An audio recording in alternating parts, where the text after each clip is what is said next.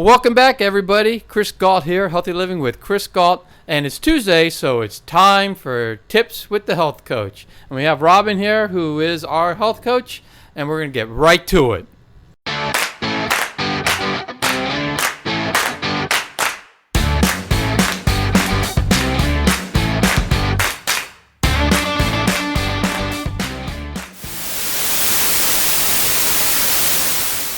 All right, well, I am pumped to get ready for this one because this is a really cool topic, I think. Living with intention. So, Robin, take it away. Well, I'm pumped to talk about this too, and I actually talk about it like every day with clients, regardless of what they're trying to do. So I talk to my clients about living with intention and not living in chaos. And this applies to all parts of their life. So whether it's they want a new job or they need to make financial decisions, they have some goals financially, or it's with health. I talk to people all the time about health goals and trying to get more healthy. But this applies to relationships. It applies to everything in your life. Living with intention. Don't live out of chaos. So the average human being makes about 35,000 decisions in a day. It's a lot of decisions. And they're all like snap decisions. So we need to change the way we think and the way we make decisions and not just make them out of chaos, like the first thing that pops into our mind. So a tool that I use a lot is called Stop, Challenge, and Choose. So if you need to make a decision about something, what I teach my clients to do is stop, challenge yourself. So is that decision that you're about to make, is that leading you closer to your goal, or is it leading you in the opposite direction?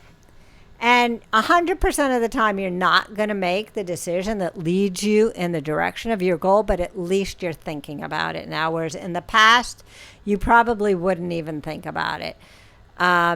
So, if we at least live intentionally, and I'll give you some examples. Let's say a girlfriend asks you to go out, just go out and get together and hang out together. And your immediate reaction is, no, I can't, I've got work to do. I have to be with my family. I have to be with my kids. But maybe if you stop a minute and think, can you do things a little differently? Can you make time to see that friend? Then maybe you'll make the time to see your friend. What about if your kid has a baseball game and, you have a lot of work to do? It's like, I can't go to my kid's baseball game. I have too much work to do. Well, stop. Again, think if there's a way that you can rearrange things so that you can make your kid's baseball game. Another example is you're scrolling on Amazon and, you start clicking things and adding them to your cart. And then you get your credit card bill and you're all stressed out. Well, the next time you're scrolling on Amazon, maybe you'll stop and challenge yourself and say, do I really need this? How am I going to feel when my credit card bill comes? And then make the decision. When it comes to food, you go to the pantry, there's a bag of chips there, you want the chips, so you go and you grab them. Well, stop a minute, challenge yourself. Now, if you're trying to get healthy, is eating those chips going to get you closer to your goal? Probably not.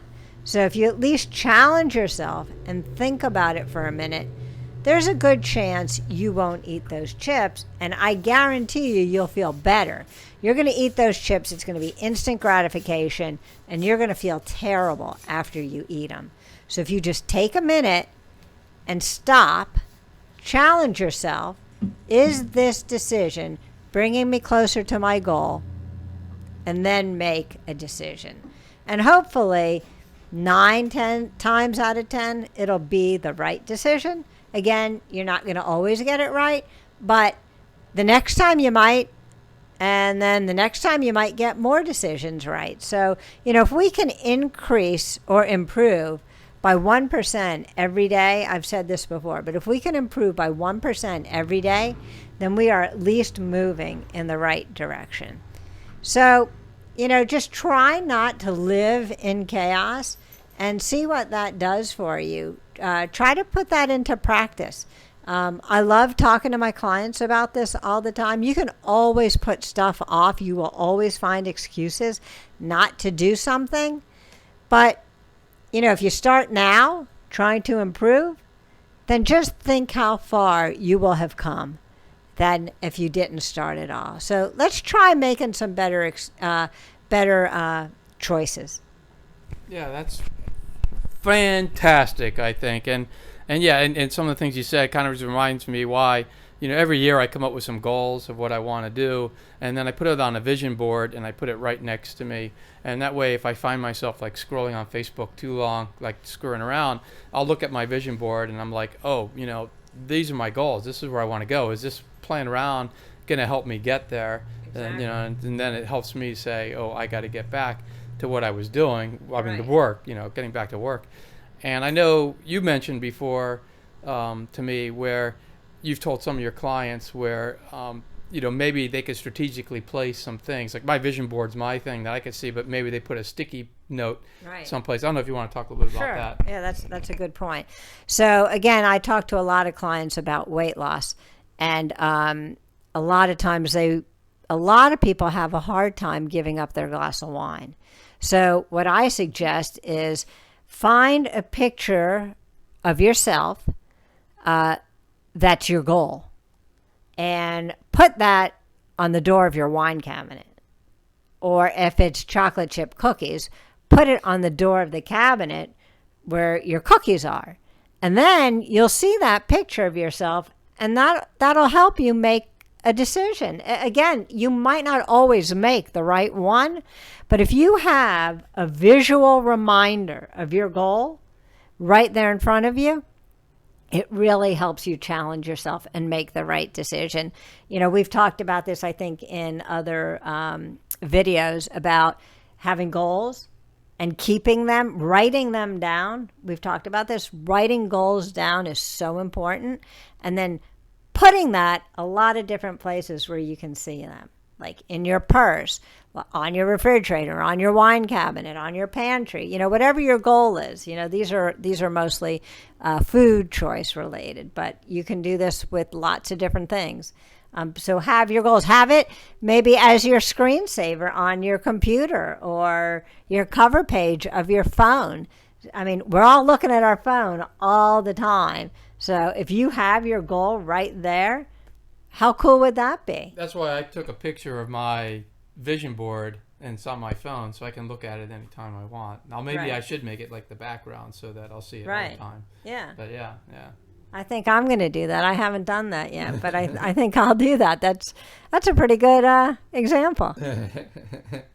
Yeah, and like you said, like the wine thing, maybe right now you drink 2 glasses of wine a day. You put that little sticker up there, and maybe you knock it down to 1 glass a day, and then maybe you keep looking at that stupid sticker, and you're like, oh, you know what? I don't need it this time, so maybe you're down to 5 times, or 5 times a week, and then maybe 4 times a week, and then maybe that you get to a point where you're not consuming all those empty calories and all that sugar, and you're getting to your goal, and you're doing it because you got that reminder in front of you.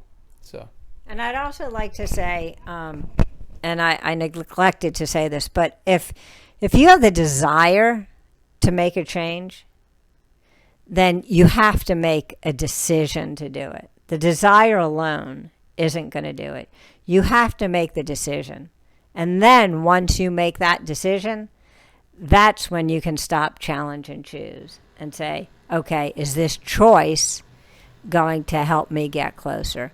Once you've made that decision. So the first thing you have to do is make the decision to make that change. Right. And then it gets into action, and then you got to actually act on it, and and you get there. So anyway, anything else? I think that's it.